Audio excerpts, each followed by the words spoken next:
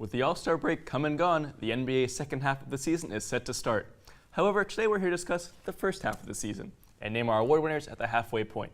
I'm here with Abenstein and Thomas Hale to name our first half Rookie of the Year, Defensive Player of the Year, and Most Improved Player. Evan, let me start with you. Give me your Rookie of the Year. I'm going to go with Donovan Mitchell. He's had an incredible rookie season for the 13th overall pick. He's averaging 20 points, 4 rebounds, 4 assists. And he's just the leader of the Utah Jazz team. And he plays like a veteran.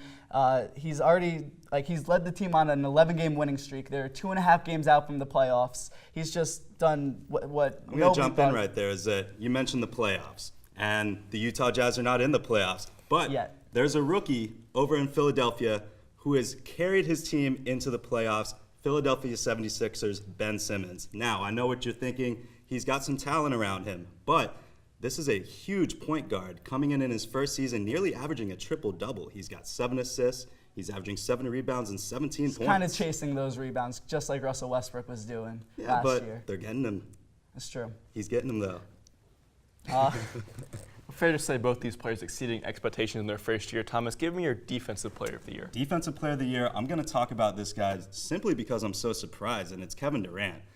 I would never have in my life really considered him for Defensive Player of the Year, but on a Warriors team that's such a strong defensive team, and with Draymond Green. They've really slacked down on defense this year. They've always been first or second in defensive efficiency, up with the Utah Jazz or San Antonio Spurs. This season they're 5th, and it's a pretty big margin between them and the Boston Celtics at number 1. And that's why I'm going to go with Al Horford as my Defensive Player of the Year.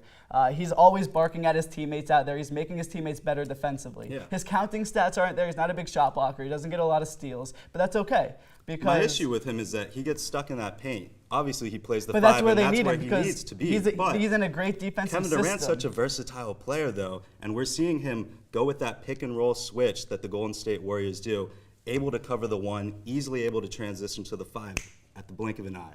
He's a very long player, so he's a good shot blocker. That 7-foot wingspan. Yeah, so yes, he's made strides on defense, but the Celtics are by far the number 1 team defensively this season. 2 very strong defenses. But the thing is, the Warriors are an experienced championship team.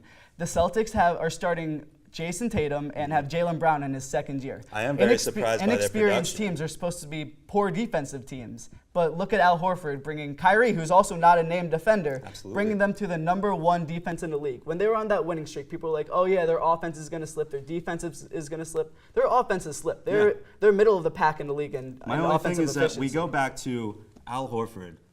He's switching a lot as well, and he's sticking around the paint. But when you come to clutch time moments, Kevin Durant's facing the likes of LeBron James. He's facing the likes of the biggest players in the league, and he's shutting them down. In the last, I believe, 10 seconds, he's been covering 60 shots, and he's only allowed 24 points off of those shots. But that's the thing. Al Horford makes the pick and roll really difficult to do in those clutch situations. So they're going to have LeBron James go isolation on the wing players because they can't facilitate the pick and roll correctly. Because Al Horford are able to handle certainly contributing to the team's overall defense, and that's what it's all about. Evan, give me your Most Improved Player of the Year. I'm going to have to go with the unicorn, Kristaps Porzingis. Yes, I know he tore his ACL, but we're going MidSeason Awards. Right. So he's still deserving in my mind. With Carmelo Anthony gone, people are like, all right, the Knicks are going to be one of the worst teams in the league. Yeah. And yes, they're embracing the tank right now, but he led them to wins. He led the Garden to being electric. It's he good brought to see basketball back to Kristaps New York get that City. platform to succeed. Obviously, he's getting so many more touches now that Carmelo's gone, and he really did show a lot of improvement. But he's not going to win that award because he tore that ACL. Not going to win it at the end of it. But that's why we're talking about midseason awards. But I'll tell you who is going to win it. And it's going to be Victor Oladipo. He's having a stellar season for the Indiana Pacers. And the reason why is because with OKC last year, obviously with Russell Westbrook, you can't get as many touches there, but with the Pacers, he's had a platform to absolutely shine and lead this team to 5th place in the East right now. He's always been a good player. He's just misused elsewhere. Right. In Orlando, everything's just bad in Orlando. And he's fit in the system now. He's averaging 10 he's more points fitting well, than but last I think year. it's really just because he's comfortable in Indiana. He went to college in Indiana for 3 years, so I really think that if he was elsewhere, he wouldn't be having a great season. He'd be the normal 18 points per game scorer that he's been throughout his entire career. My only thing is that, yes, maybe you're right, he doesn't have a whole lot of help, but the fact that he's come in from a brand new team just last season, come into a new team, and is leading them into the playoffs, I think it's very impressive. It is impressive. However, he has a really good team around him, too. Miles Turner, he is one of the up-and-coming centers in the league. They have good role players around him at point guard, at shooting guard. Oh, he is the shooting guard, I'm sorry. But small forward, like, Thad Young is a great complementary player. Until Kristaps improves forward. that ankle, though, he's not going to win that improvement Sounds award. like two players certainly benefiting from being the focal point where they weren't so last year. But when we come back, our MLB experts will break down the biggest stories in baseball. Stay tuned.